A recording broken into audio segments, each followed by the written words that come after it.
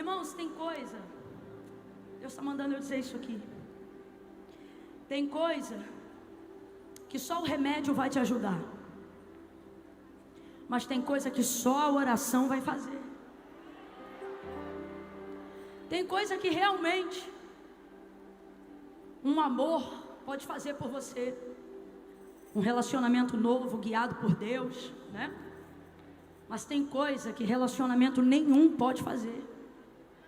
Tem coisa que é só oração. E me parece que nessa tarde o Espírito Santo está aqui para nos recordar, a começar por mim, que devemos orar mais.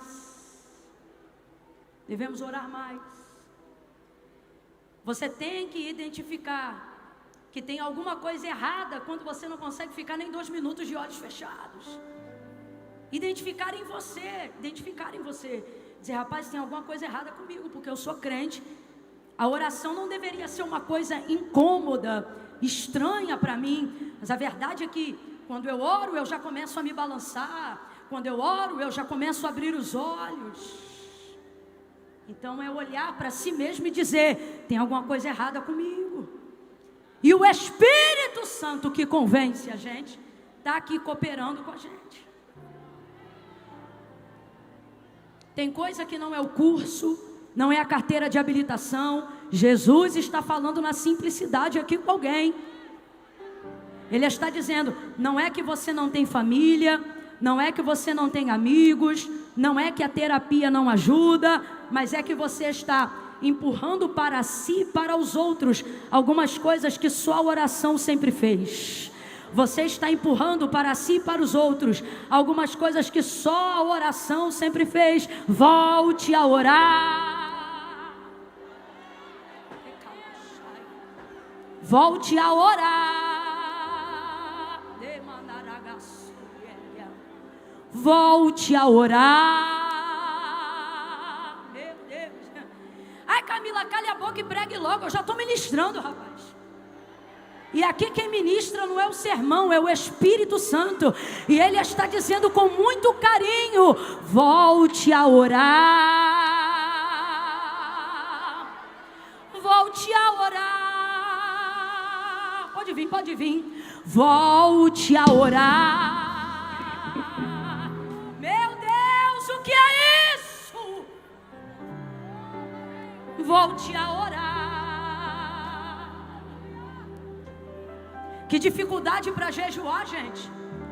A gente consegue maratonar uma série inteira na internet, na TV, a gente consegue.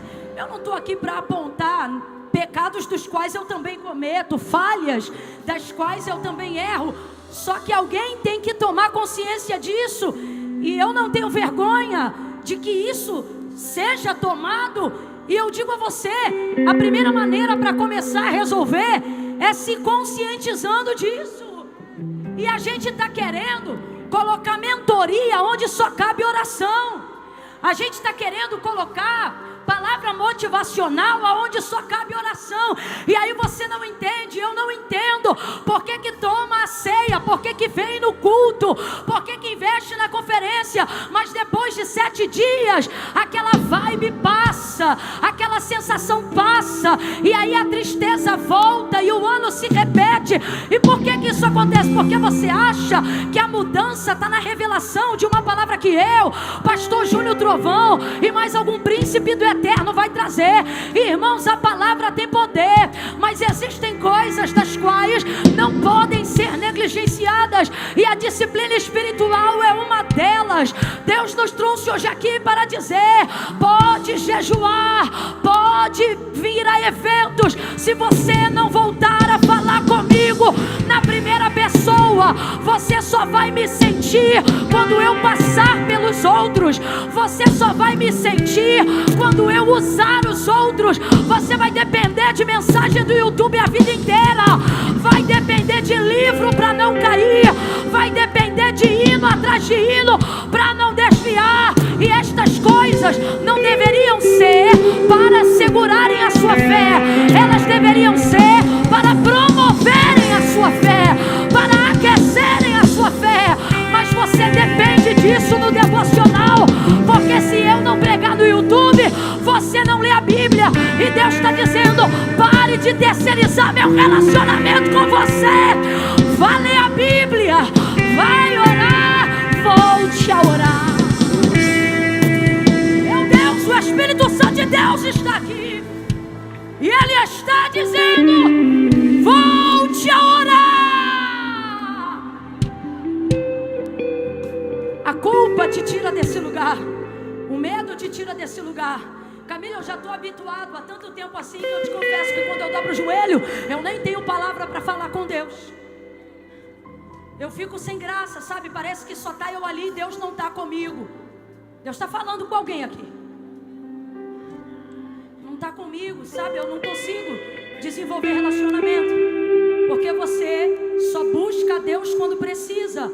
Logo, a motivação da sua busca se tornou necessidade.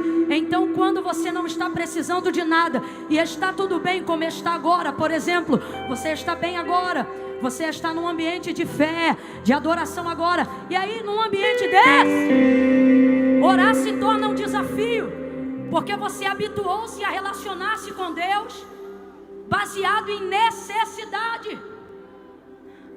Eu percebo que o próprio Jesus disse que nem todos que dizem Senhor, Senhor, entrarão no reino dos céus, mas nunca alguém que se relaciona a Deus como um pai seria como filho expulso do lugar da eternidade celestial. Não, você não entendeu.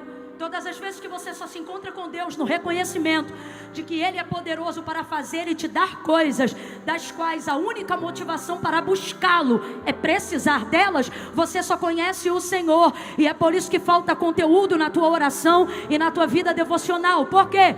Porque você não se relaciona com Deus a despeito de necessidades da sua vontade. Então, quando você fecha os olhos, se for para sentir só Deus e não tiver nenhuma demanda para pedir alguma coisa para Ele, você não consegue desenvolver fala de oração, não consegue desenvolver contexto de oração. Por quê? Porque Deus e o lugar secreto se tornou para alguém um lugar de necessidades a serem atendidas. Mas hoje aqui, enquanto nós orávamos, eu via dois espíritos, um de inquietação. Qual que é o de inquietação? E eu estou falando isso aqui com muita leveza, com muito carinho. E não estou falando de ninguém não, estou falando de nós. Aqui não tem eu, não tem você, aqui tem nós.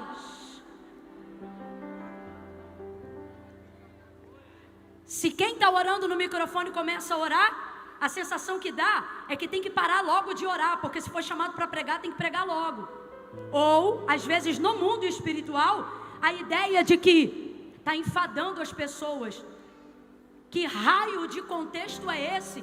Que num ambiente onde nós somos crentes e espirituais, a oração se torna ferramenta de inquietação.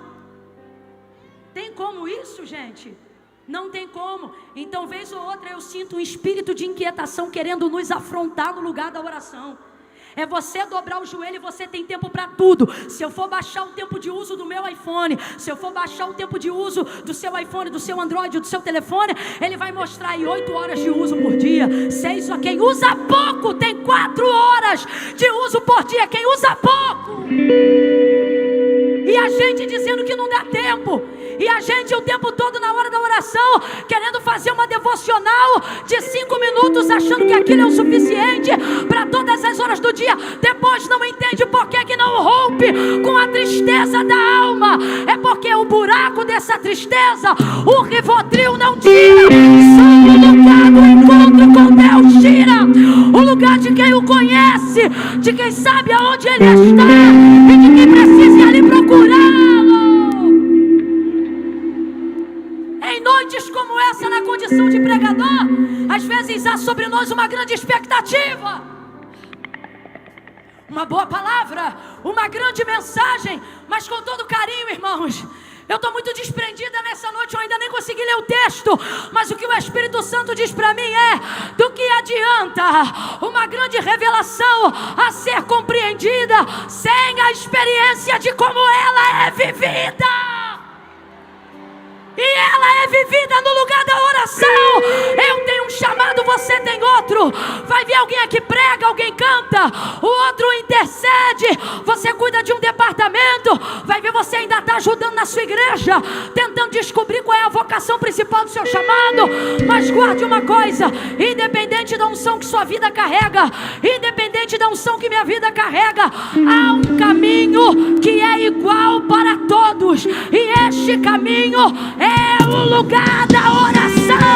O Espírito está dizendo: uma geração forte é uma geração que ora.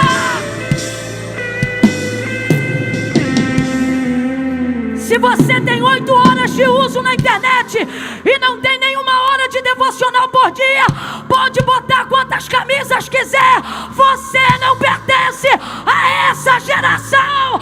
Esta geração não é a geração de iPhone, é a geração que ora, a geração que vai mudar a história dos nossos anos. É a geração que ora, é a geração que ora. Irmãos, pode ser o melhor pregador do mundo, pode estar em tudo que é cartaz, evento e etc. O caminho é igual para todos. Naquele dia, não é sobre quem prega, nem sobre quem canta, mas sobre quem falava com ele. Já há algum tempo eu tenho adotado uma filosofia de fala, para tentar comunicar algo, porque eu percebia uma coisa na condição de pregadora. Enquanto ministrava a palavra, os olhares estavam atentos, mas quando eu colocava a igreja de pé para orar, as pessoas ficavam dispersas. Ou mesmo se eu as deixasse sentada para orarmos, você percebia que uma distração tomava conta do ambiente, maior do que o nível de atenção que tinha na palavra. E então um dia o Espírito Santo falou comigo: diga ao meu povo que tão importante quanto falar de mim é falar comigo. Vamos falar a verdade, gente? A gente fala dos nossos problemas uns para os outros, mas não fala com Deus sobre eles. Falamos de Deus o dia inteiro. É difícil aqui, apontar um crente que não fale de Deus, até quase que involuntariamente ao longo do seu dia. Tudo é Deus. Se é alguma coisa que deu errado, está repreendido em nome de Jesus. Se é alguém vindo, vem com Deus. Se é alguém indo, vai com Deus. Deus está na nossa boca o tempo todo. Mentira ou verdade, gente? Nosso linguajar é crentez. É quase um dialeto. Tem gente que nem entende. Às vezes a gente está num ambiente um pouco mais secularizado, alguém fala alguma coisa, a gente está repreendido. É da gente isso. Então veja, não temos dificuldade de falar de Deus. Completa para mim, para eu ter certeza que você está ouvindo o que eu estou falando. Nós não temos dificuldade de falar de... Vamos lá? Não temos dificuldade de falar. Quantos pregadores falam de Deus o dia inteiro? Quantas vezes eu ministrei aqui em um lugar, ministrei ali em outro lugar, ministrei ali em outro lugar, e chegando em casa às vezes, devastada pelo cansaço, falei dele o dia inteiro e fui dormir sem falar com ele. Isto é uma incoerência que não pode fingir que está passando desapercebida. Vamos à igreja, abrimos a Bíblia, ouvimos a palavra, mas ao chegar em casa, não falamos com Ele. Pregamos sermões de 1 hora, conversamos com pessoas sobre conferências, fazemos reuniões de horas e horas, e depois damos 10 minutos de devocional, e não entendemos porque a alma está afogada em enfermidade. O ímpio prospera em seu caminho porque nunca conheceu ao Senhor. Mas um crente que já viu Deus uma vez, que já se aproximou de Deus uma vez, não conseguirá mais viver 100% realizado, sem se relacionar com esse Deus de maneira direta, pessoal e intransferível. Que incoerência é essa? Até quando vamos falar de Deus sem falar com Ele? Vamos pregar sobre Ele sem falar com Ele? Certa feita eu me lembro de um dia de muita angústia, onde eu me sentia muito culpada por não estar com a minha vida devocional em dia. E talvez isso seja comum para alguém que não vive disso, mas eu vivo do altar e para o altar. Então para mim essa culpa é como uma bigorna que me esmaga a alma, e como um pecado de lepra que, se Deus não curar, não pode ser retirado. E num dia, estando assim, eu me lembro que eu disse: Senhor, me guarde da desgraça que seria viver do teu nome sem falar contigo. Me leva antes. Isso tem alguns anos, e eu me lembro de ter orado assim, porque não tem desgraça pior do que essa, de pertencer a um meio sem ter senso de pertencimento pelo qual o meio se move. Deus. Eu não posso só sentir Deus quando alguém que eu gosto prega. Eu não posso só sentir Deus quando um hino que canta me toca e me emociona. O Senhor era Deus de Abraão, Deus de Isaac, Deus de Jacó. E cada um teve a sua experiência com Deus, para em algum momento poder abençoar os seus filhos e dizer: Ele é o meu Deus. E Deus está nos reunindo nesse encontro nesta tarde, e Ele está dizendo: eu também quero ser o seu Deus. Eu não quero ser a vida inteira o Deus dos teus pais. Eu não quero ser a vida inteira o Deus dos teus avós. Eu não quero ser a vida inteira somente o Deus dos teus pastores. Você só é curado quando o pastor impõe a mão em você. Você só recebe uma revelação se um profeta visitar você. Você só caminha por direção se alguém tiver um sonho e discernir o sonho que você sonhou. Por quê? Porque falamos de Deus e não falamos mais com Deus.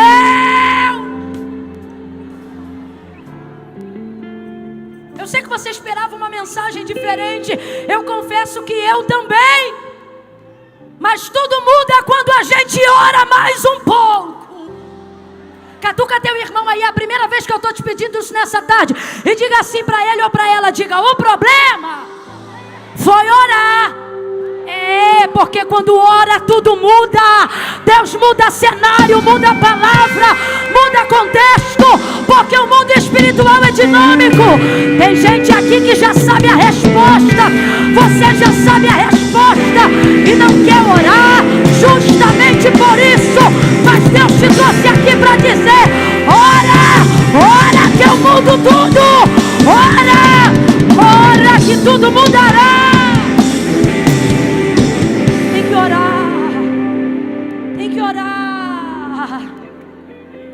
Não é o que você queria ouvir, também não era o que eu queria pregar, mas tem que orar. Meu Deus do céu, não tem caminho novo. O caminho é o mesmo. Você tem que voltar a orar. Eu não sei para quem, mas o Espírito Santo está dizendo a alguém: lembra quando 2 horas para você pareciam 20 minutos?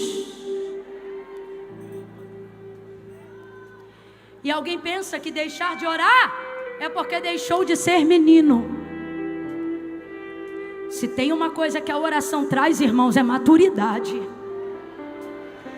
Então não use a sua dificuldade em romper em oração sobre a justificativa de que você cresceu.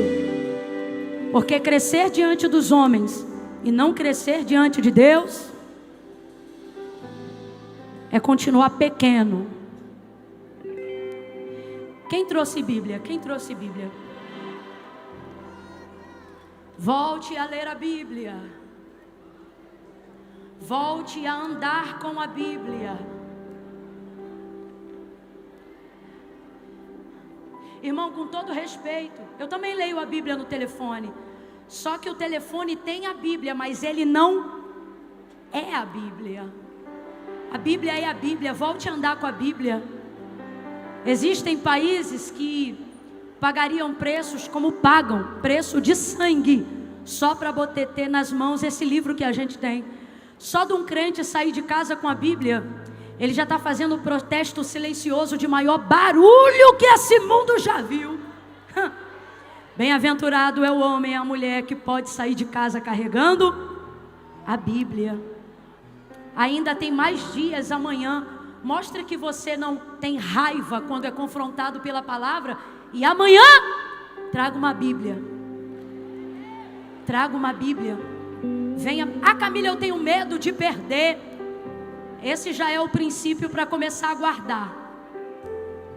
Você não vai perder, nem das mãos e nem do coração. Porque quem tem sempre a Bíblia na mão, sempre terá a palavra de Deus no coração.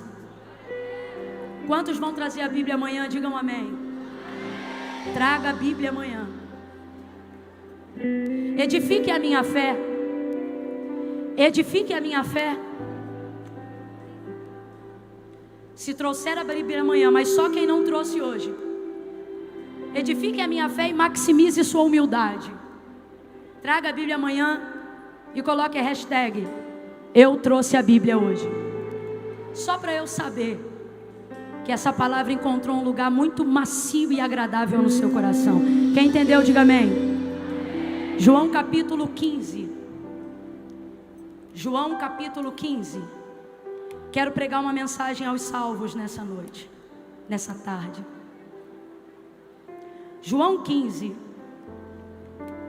Preste atenção que você vai lembrar, quase que de cor.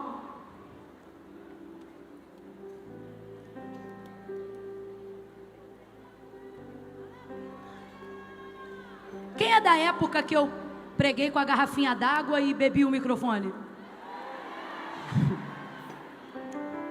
Irmãos, esse congresso já me humilhou muito, eu já fui muito meme daqui, tá? Eu amo vocês, como é bom estar aqui. João capítulo 15, versículo 1 em diante. Quem achou, diga amém. Se eu posso ler e você ainda está comigo, diga eu aqui. Eu sou a videira verdadeira. Jesus que está falando isso, tá, gente? Veja. Eu sou a videira verdadeira, meu pai é o agricultor. Então quem é a videira verdadeira? Jesus, vamos lá? Quem é a videira verdadeira? Quem é a videira verdadeira? Pessoal na última galeria, tá me ouvindo bem? Vamos lá de novo, quem é a videira verdadeira? Jesus é a videira verdadeira. Aí ele disse, meu pai é o agricultor. Então quem é o agricultor? Quem é o agricultor? Deus. Então Jesus é a videira verdadeira e o pai dele, o nosso Deus, é o agricultor. Aí ele continua e diz assim, ó: todo ramo em mim que não dá fruto, ele o corta, e todo ramo que produz fruto, ele o poda, para que produza mais fruto ainda. Vós já estáis limpos por causa da palavra que eu vos tenho falado. Versículo 4: permanecei em mim, e eu permanecerei em vós. O ramo de si mesmo não pode produzir fruto. Se liga aqui que eu quero você ligado. Jesus é a videira, Deus é o agricultor. Quem é o ramo? Isso, vamos trocar para eu. Cada um aqui responde pelo seu ramo. Vou perguntar quem é o ramo, você diz eu, tá bom? Então vamos lá, quem é a videira? Isso, não confunde. Quem é a videira? Quem é o agricultor? Quem é o ramo? Isso. Aí ele diz aos ramos: permanecei em mim, e eu permanecerei em vós. O ramo de si mesmo não pode produzir fruto, se não estiver na videira. Tampouco vós podeis produzir fruto, se não permanecerdes em mim. Eu sou a videira, vós sois os ramos. Se alguém permanece em mim e eu nele, esse dá muito fruto, pois sem mim nada podeis fazer. Se alguém não permanecer em mim, será lançado fora como ramo e secará. Tais ramos são apanhados e lançados no fogo e se queimam. Se permanecerdes em mim e as minhas palavras, gente, você pode perder tudo o que eu falei até aqui, mas não perca o verso 7 por nada, porque sua vida depende disso. Se permanecerdes em mim, gente, é Jesus que está falando. Se permanecerdes em mim e as minhas palavras permanecerem em vocês, pedirei o que quiserdes e vos será feito. E nisto é glorificado meu Pai, em que dê muitos frutos, e assim vos tornareis meus discípulos. Assim, grita comigo, diga assim. Diga, assim. Tá fraco, tem gente que não disse, diga assim. Veja, é uma forma. Assim. Jesus acabou de falar algo, e ao terminar de dizer isso que nós lemos aqui, ele disse, é assim que vocês vão ser conhecidos como os meus discípulos. Como? Sabendo que meu Pai é o agricultor, reconhecendo que eu sou a videira verdadeira, permanecendo em mim. Se vocês estiverem em mim, e essa é a parte principal, se vocês estiverem em mim, e as minhas palavras estiverem em vocês, pedirão o que quiserdes e isso será feito. Então, veja, há 2 tipos de ramo na mesma videira, um que dá fruto e um que não dá fruto. Quantos tipos de ramo na mesma videira? Quantos? 2 tipos de ramo na mesma videira, só que um dá fruto e o outro não dá fruto. Agora veja, o que não dá fruto tem outro agricultor? Não, é o mesmo agricultor. Quem é o agricultor? O que não dá fruto, por algum acaso, está em alguma outra videira sem ser Jesus? Não, é a mesma videira. Quem é a videira? Então tem 2 tipos de ramo, e os 2 ramos estão na mesma videira. Deus é o agricultor, Jesus é a videira. Aí agora eu vou te fazer uma terceira pergunta, preste atenção. Deus falha? Deus erra? Tem chance de Deus não ser um bom agricultor, gente? Não tem chance, é o melhor agricultor. E Jesus? Tem chance dele falhar? Dele errar? Então tem chance dele não ser uma boa videira para esses ramos? Não tem. Então veja, a videira é boa, ela é Jesus e é verdadeira. O agricultor é o melhor que existe, é o Criador de todas as coisas, Deus, o nosso Senhor. Enxertados agora na videira, esses 2 tipos de ramo precisam frutificar, porque eles têm o melhor agricultor e estão enxertados numa videira frutífera, uma videira que é impossível que ela não dê aos ramos condições de frutificar. É impossível. É impossível. Contudo, Jesus, ao contar essa história, vai dizer que alguns ramos frutificam, mas que outros ramos, você é querido demais, você está dando muito fruto. Aleluia. Veja, é impossível que 2 ramos estejam, 2 tipos de ramo estejam na mesma videira e só um dê fruto. Por que só um tipo está dando fruto? E eu vou te explicar categoricamente. Eu não vou pregar mais do que 20 minutos, haja vista que já fiz o que Deus queria que eu fizesse. Veja, como é que os ramos, nem categorize com os 2, pense agora na videira cheia de ramos. Como é que tem ramo que dá fruto e ramo que não dá fruto, se todos esses ramos estão recebendo do mesmo agricultor, o mesmo cuidado, da mesma videira, o mesmo cuidado? Eles estão recebendo os nutrientes igualmente, eles estão recebendo água igualmente, eles estão sendo nutridos igualmente. Ora, então por que um frutifica e o outro é seco? Estão na mesma terra, juntos ao mesmo caule. Por que um se salva e um não se salva? Por que um produz e o outro não produz? Por que um rompe e o outro não rompe? Por que que um cresce e o outro não cresce? Por que que um é liberto e o outro não é liberto? Por que que um é ungido e o outro não é ungido? Por que que um é escolhido e o outro não é escolhido?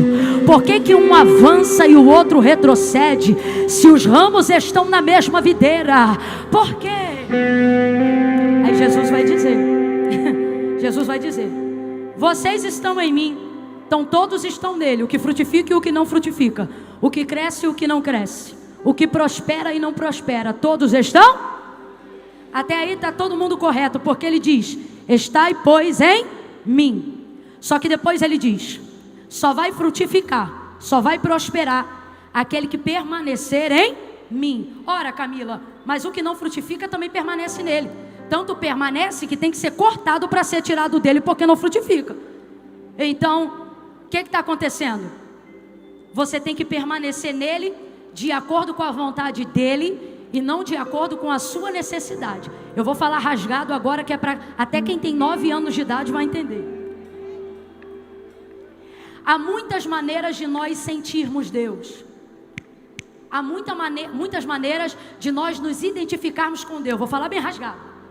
Qualquer um aqui que não é crente, que não frequenta igreja nenhuma, que não tem relacionamento nenhum com religião nenhuma, nem mesmo a nossa, se vier para cá hoje e reconhece que Deus é o Senhor, Jesus Cristo é seu Filho, e está participando aqui do culto, ouve o louvor, sente a presença de Deus. O que é cheio do Espírito Santo sente a presença de Deus. O outro que ainda está no ambiente vai sentir também. Às vezes ele não vai saber dizer que é o Espírito Santo, mas ele vai sentir.